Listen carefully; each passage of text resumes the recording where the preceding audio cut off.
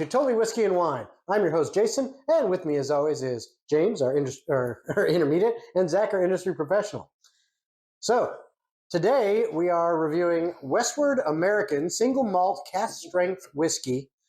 This is their cask strength release. It is about 125 proof, and they're shaking that bottle up. But here it is. It's a leaky cork too. Yeah, that's about all we have to say about it. So without further ado, let's get into how did we score this? Drum roll, please.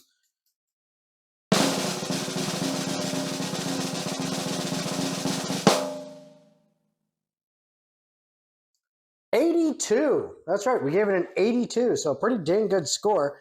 But how did we come across that? So the way we came about it is we blind taste, and then we're going to rate in 4 categories: nose, mouthfeel, flavor, and finally the finish. Each one, we're going to rate it up to 25 points, and then we're going to add those 4 together so we get up to 100, and then we average out our scores, and that's how we get our final total. So let's go ahead and talk about each one of these categories and see how we came across our scores. So we're going to start out with the nose.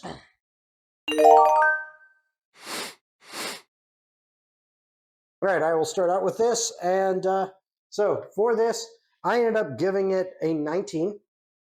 I thought it smelled to me a little bit of musty, a little peaty to it, but that's all I could really get out of it. Like I couldn't maybe, but I enjoyed the scent, which is why I rated it at a 19.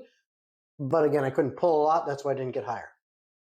I gave it a 22. I got this very gamey, meaty, just very big nose. Malt, chocolate, herbal, a little bit of peppers. Like this is a very strange whiskey altogether.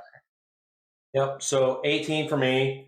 Beer hops, earthy, herbs. I'm catching a little bit now. This last after as we're recording, maybe a little bit of like tiny bit of like a peach or sweet fruit sort of thing or something. Maybe just struggling with it a little bit more, but it's very, very beer hopsy. Okay. Just get a lot of that barley. It's definitely barley. All right. So after the nose, let's move on to mouthfeel. Ooh. And Zach, why don't you start us off with mouthfeel? Yeah, I gave it another 22 here. Full coverage, very smooth, holistic mouthfeel, very oily whiskey.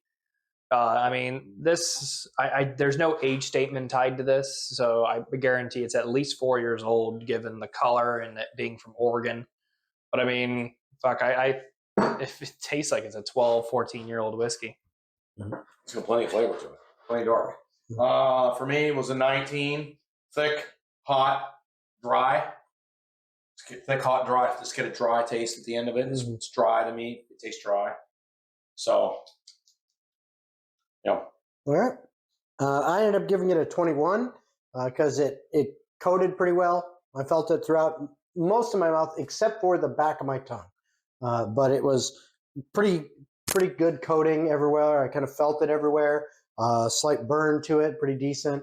Would have scored higher if it hit the back too, so it got everything. But it's still pretty good, 21. It's 125 proof, right? 125. 125, yeah. 125. So I was a little surprised it didn't get there. I even tested a couple times. I mean, I put hot, but it's not like ridiculous. No. It's 125 hot.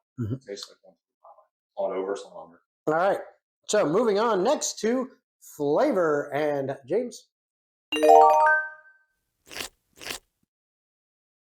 Yeah, that one a 21. I'm not a real big barley guy, but I said a balance of like kind of hops, tea leaf, and I have on there smoke, a little bit of smoke, caramel smoke, kind of caramel smoke sort of flavor to it. Reminds me of beer hops and tea leaf. Yep, 21. Okay. I actually gave it an 18 on this. This is the lowest score I scored anything on, just because I couldn't really pick out the flavors. Not only that, it was good, but it wasn't my favorite. You know, I've had others that I liked better, but I think that's more personal choice. But yeah, so it got an 18. I gave it a 19. I found it intensely rich coming off of the nose to the palate. Those notes of chocolate and the little bit of pepper on the finish just further accentuates, and you get this like light stone characteristic to it. This light minerality. Like I almost think of like graphite and stuff like that. Okay. But I mean, this is fucking delicious whiskey. Lowest score is a 19. That's great. Yeah. Same here. I mean, lowest for me is an 18, but I mean, Yeah. still. All right. So that brings us finally to the finish.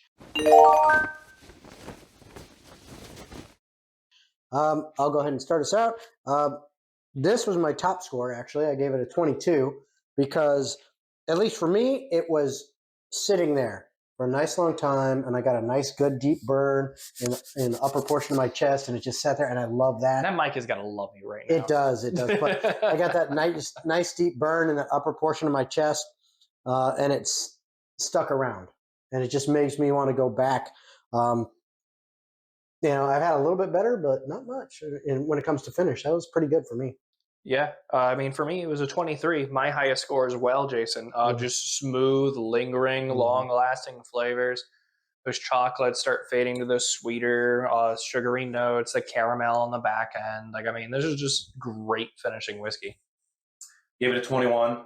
Long heat, beery flavors because I'm not a barley kind of guy, but this is pretty good. It's not overly dark beery to me.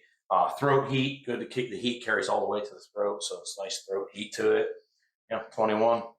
All right, excellent. So there you have it. That is the Westward American Single Malt Cask Strength Release, 125 proof, and we gave it an 82 overall. Pretty good. This is one of my favorites from them so far. Yeah, that's pretty good. Personally. We've got a fruity. few of them now. Yeah, There's a little bit of smoke. There's a little bit of caramel. It's a little bit of hint of like bourbony. It's kind of bourbony. Okay. What's the? Anyone know what the price point is on this guy? 120, 130 bucks. No, I didn't pay for it, but Oh, okay. yeah, about 120. Oh yeah, I stole it. No, my sugar daddy gave it to me. Yeah, no, 120 or so. Yeah, not bad. Yeah. Oregon. Yep. Cool company. Very cool. All right, there you have it. 82 for this fine whiskey right here, and whatever you're drinking, we hope you enjoy. Cheers. Cheers.